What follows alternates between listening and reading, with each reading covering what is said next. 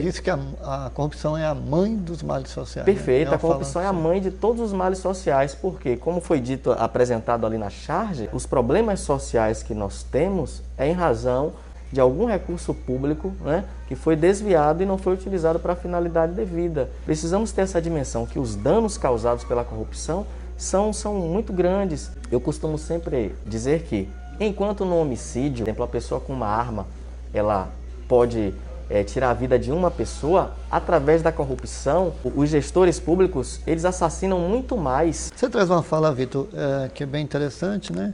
A política não presta, né? Sempre foi assim. Corrupção é simples, amigos, não dá em nada, ser honesto é fácil, difícil ser omisso.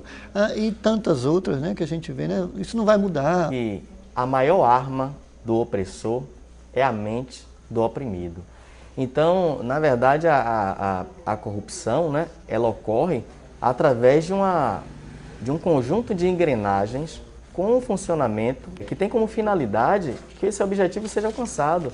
Então, uma das práticas é ludibriar o cidadão, é implantar conceitos errados. Por quê? Porque quando você tem um cidadão desinformado e com conceitos errados, quem se beneficia é o corrupto, porque vai continuar com sua prática. Então, por exemplo, as pessoas costumam dizer, principalmente políticos, política não presta, política é cara, política corrompe o homem. Ao contrário, a política é um importante instrumento de transformação social. É por meio da política que nós podemos melhorar a vida das pessoas.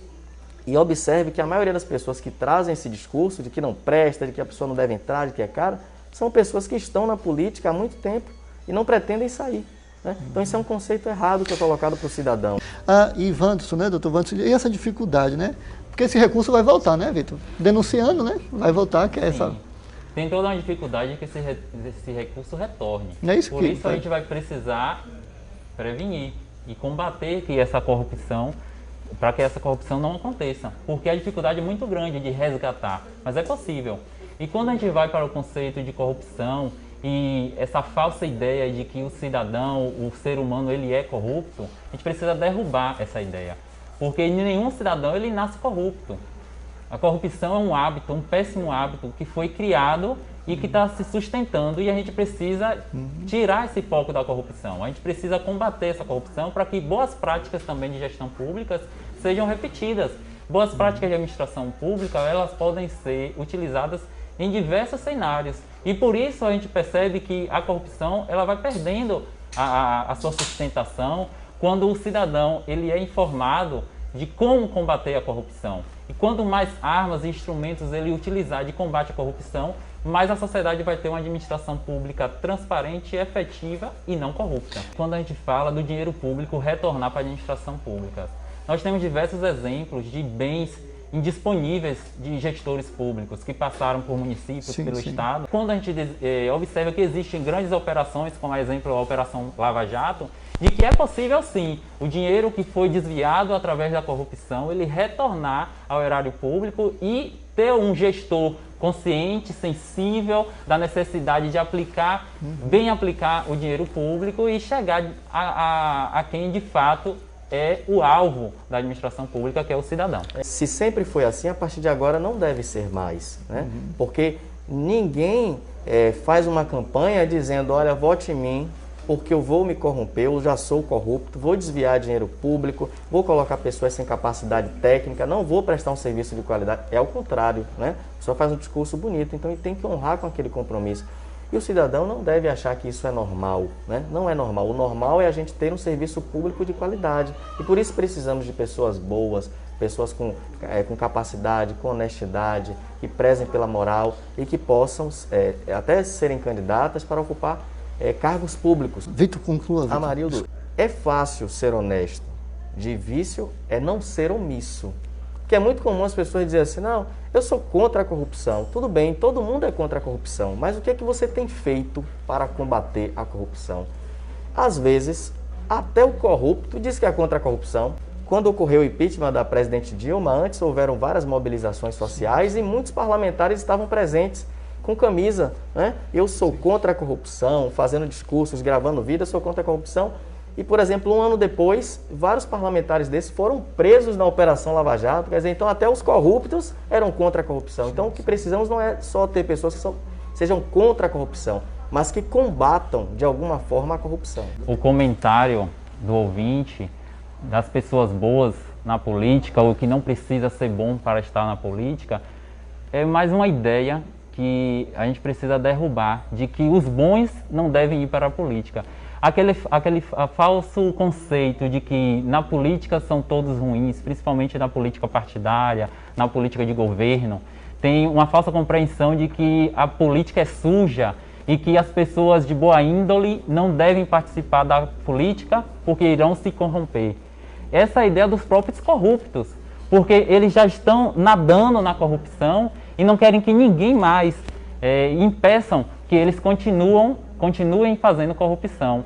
Então a gente precisa refazer essa ideia de corrupção na mente do cidadão, e para ele compreender que é possível sim ter um gestor que não seja corrupto, é possível sim ter política e candidatos, né? Candidatos bons, candidatos com nomes limpos, candidatos com boa índole na política. Então, quando a gente percebe bons exemplos, que infelizmente são poucos, por que são poucos? Não por causa dos políticos, mas por causa dos eleitores que escolhem poucos políticos bons. Então, essa dimensão de política partidária, de política social, ela precisa ser entendida para que pessoas realmente que tenham boas intenções se aproximem da política. O corrupto, né, ele pratica o seu ato enquanto as pessoas não estão observando. E aí, por isso que é relevante a participação do cidadão, porque no momento que o gestor corrupto percebe que as pessoas estão atentas para a sua movimentação, ele tende a reduzir ou não praticar a corrupção. Então, no momento que o cidadão identifica um indício de prática de corrupção e ele protocola junto à administração ou leva isso para um órgão de controle externo, qual é a tendência? Às vezes o gestor não vai deixar de ser corrupto, mas aquela prática ele não vai fazer mais, porque ele já foi identificado, né? A prática da corrupção geralmente ela é feita às escuras. Então, por isso a participação do cidadão é importante. Esse é um dos desafios que são enfrentados pelos cidadãos nos municípios de um modo geral. A maior parte dos municípios não tem ouvidorias. A maior parte dos municípios não tem portais de transparência de modo adequado. Por quê? O gestor corrupto ele não quer transparência. Ele não quer participação do cidadão. Ele não quer que as pessoas tomem ciência do que é mal feito com o dinheiro público. Então, o bom gestor, ele implanta a ouvidoria. Ele quer ouvir a crítica, a sugestão, o elogio, porque ele é bem intencionado e quer melhorar a administração. Mas, quando é mal intencionado, ele não quer transparência e não quer ouvidoria. Então, isso é um grande desafio. Agora, eu gostaria de colocar, a Benta colocou muito bem, falando sobre inversão de valores. Existe um mito, né? O Valdir Santos sempre fala isso, de que quem fura a fila da frente, né? Da frente cidadã. Quem fura a fila não pode praticar a corrupção. Quem invade sinal vermelho não pode praticar a corrupção. Só que, na verdade, esse é um discurso do próprio corrupto para que as pessoas fiquem com a moral lá embaixo. Veja bem, são coisas distintas.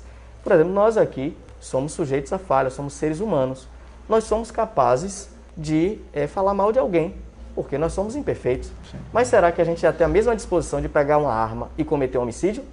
Jamais. Da mesma forma, é natural que você, sem querer, avance o sinal vermelho, às vezes por uma desatenção, né, que não deve ser feita, mas às vezes acontece, falibilidade humana. Sim. Mas você não pode comparar isso com montar um esquema de corrupção com a finalidade de desviar o dinheiro público, né, que era para atender as pessoas, e a pessoa vai usar para se enriquecer, ou para enriquecer a família, ou para enriquecer o terceiro. Então, na verdade, essa ideia de que quem fura fila ou quem passa um sinal vermelho não pode praticar corrupção, é um discurso que o corrupto traz justamente para que as pessoas não o fiscalizem. Então a gente precisa inverter isso.